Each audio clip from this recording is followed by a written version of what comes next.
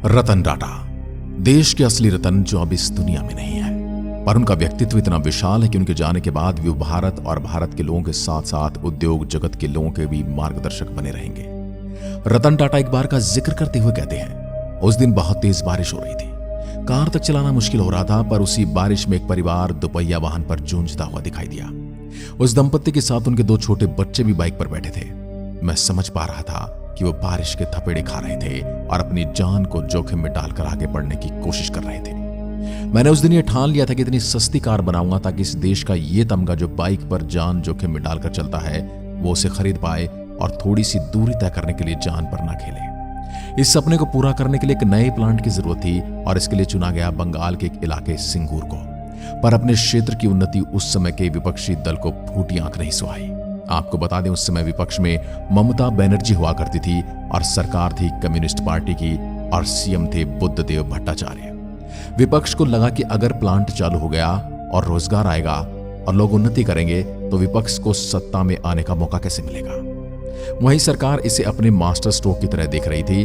Tata nano, जिसे Lakhtakia car भी कहा जाता है, उसका प्लांट तैयार होने लगा, जिसके लिए 1000 एकड़ जमीन को चुना गया। पर पक्ष और विपक्ष की इस राजनीति में लखटकिया कार को चलने ही नहीं दिया गया और फिर खेला गया धरने का वो खेल जिसका परिणाम बंगाल आज तक भुगत रहा है और न जाने कितने साल और भुगतेगा। कार प्लांट के लिए करीब 1000 एकड़ जमीन के अधिग्रहण की प्रक्रिया ने सिंगूर में व्यापक अशांति पैदा कर दी। कई किसानों ने मुआवजा मंजूर कर लिया, लेकिन कई ने अपनी रोजी रोटी के नुकसान के डर से अपनी जमीन देने से इनकार कर दिया। 2006 के विधानसभा चुनाव में मिली हार के बाद अपनी राजनीतिक किस्मत को फिर से चमकाने के लिए उत्सुक विपक्षी नेता ममता बनर्जी ने तुरंत उन लोगों का साथ दिया जो इसका विरोध कर रहे थे और उन लोगों से 400 एकड़ जमीन वापस लेने की मांग करने लगी। उन्होंने इसे अपनी इच्छा से नहीं बेचा था। उन्होंने भूमि के जबरन अधिग्रहण के खिलाफ उग्र विरोध प्रदर्शन किया और बस यहीं इसमें राजनीतिक रंग घुल गया और फिर यह आंदोलन इतना बड़ा हो गया जो उस क्षेत्र को आगे बढ़ाने वाली चीज थी, वो क्षेत्र अब पीछे जाने वाला था।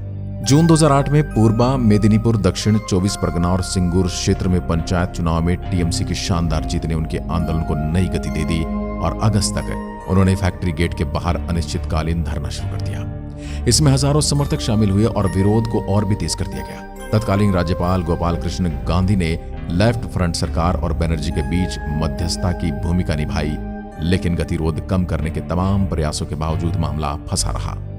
अंततः टाटा को सिंगूर से बाहर निकलना पड़ा क्योंकि अब गुंडे टाटा कर्मचारियों और प्लांट मजदूरों को धमकाने लगे थे।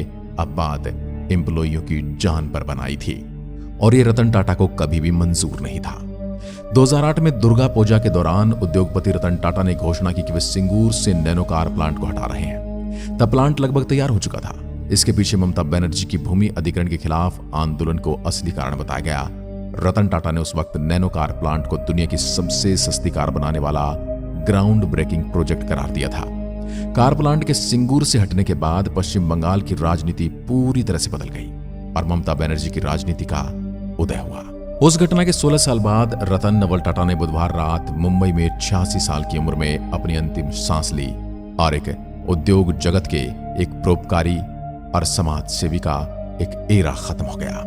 साल 2006 में टाटा मोटर्स ने नैनो प्रोजेक्ट का ऐलान किया। इसकी कीमत 1 लाख रुपए रखी गई और मकसद था भारत के लाखों परिवारों को सस्ती दर पर कार उपलब्ध कराना। और क्यों कराना, यह हम आपको वीडियो में पहले ही बता चुके हैं। टाटा मोटर्स ने कार बनाने के लिए कोलकाता से सटे सिंगूर को चुना, जो बहुफसली उर्वर जमीन के लिए प्रसिद्ध है। इस जगह को तब की लेफ्ट फ्रंट की सरकार ने चुना था। तब प्रदेश के मुख्यमंत्री बुद्धदेव भट्टाचार्य थे और बंगाल में औद्योगिक गतिविधि को तेज करना चाहते थे, लेकिन विपक्ष में बैठी थी ममता बनर्जी जो इसके सख्त विरोध में थे। रतन टाटा ने सिंगूर से हटने का निर्णय को दुखद बताया। इसके लिए उन्होंने ममता बनर्जी को दोषी ठहराया और एक प्रेस कॉन्फ्रेंस में उनको लगातार विरोध का जिक्र करते हुए कहा, मुझे लगता है कि सुश्री बनर्जी ने ट्रिगर खींच लिया है। हालांकि बनर्जी और टीएमसी ने टाटा पर राजनीतिक पक्षपात का आरोप लगाया और दोहराया कि उनका विरोध औद्योगिकीकरण के लिए नहीं बल्कि उपजाऊ कृषि जमीन के जबरन अधिग्रहण के लिए है। सिंगूर से हटने के कुछ समय बाद टाटा मोटर्स ने घोषणा की कि वह नैनो प्लांट को गुजरात के साणंद में शिफ्ट करेंगी। तत्कालीन गुजरात के मुख्यमंत्री नरेंद्र मोदी ने इसका स्वागत किया, जिसके बाद नैनो प्लांट की स्थापना और कारों की मैन्युफैक्चरिंग शुरू हो गई। और आज जिस क्षेत्र में नैनो का प्लांट लगा हुआ है उस क्षेत्र की उन्नति आज से 15 साल पीछे जाकर देखिए और आज देखिए कितना फर्क महसूस होगा। और जिस जगह से प्लांट हटाया गया था बंगाल में, उस जगह को देखिए और आज के उस जगह को देखिए, जो गुजरात में है।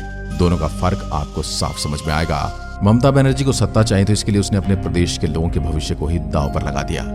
हालांकि ममता बनर्जी कामयाब रही, लेकिन ममता बनर्जी के साथ चलने वाले लोग आज किस हालात में हैं वह आपको उस क्षेत्र के बारे में जानकर ही पता चल जाएगा। सिंगूर आंदोलन ने पश्चिम बंगाल की राजनीति को बहुत प्रभावित किया और ममता बनर्जी को प्रमुखता दिलाई। भूमि अधिग्रहण के उन उग्र विरोध ने ग्रामीण वोटर्स को प्रभावित किया और उनकी पार्टी टीएमसी को 2009 के आम चुनाव में 19 सीटें हासिल करने में मदद की, जबकि 2004 में उसे केवल 1 सीट मिली थी। इसने अंततः उन्हें 2011 में 3 दशकों से अधिक की लेफ्ट फ्रंट सरकार को समाप्त करने और पश्चिम बंगाल के हाशिए पर पड़े और ग्रामीण समुदाय को एक चैंपियन के रूप में अपनी प्रतिष्ठा को मजबूत करने में कामयाब बनाया। 2011 में सत्ता में आने के तुरंत बाद ममता बनर्जी की सरकार ने नैनो प्लांट के लिए किसानों से ली गई जमीन वापस करने का आदेश दिया। ममता बनर्जी चाहती थी कि वह जमीन उसके अंडर में आ जाए और उसके बाद फिर वह उसका डिस्ट्रीब्यूशन करे।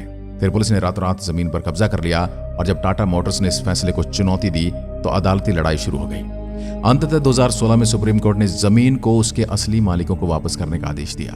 टाटा ने एक बार फिर साबित किया कि वह भारत के लिए और भारत के लोगों के लिए किसी भी हद तक जा सकता है। टाटा को इस केस में पढ़ने की जरूरत भी नहीं थी, लेकिन वो पढ़े और उन्होंने जमीन के असली मालिकों को जमीन पहुंचने तक केस लड़ा। इसके बाद खाली पड़े नैनो कारखाने को ध्वस्त कर दिया गया। इससे पता चलता कि रतन टाटा सच में भारत के रतन थे।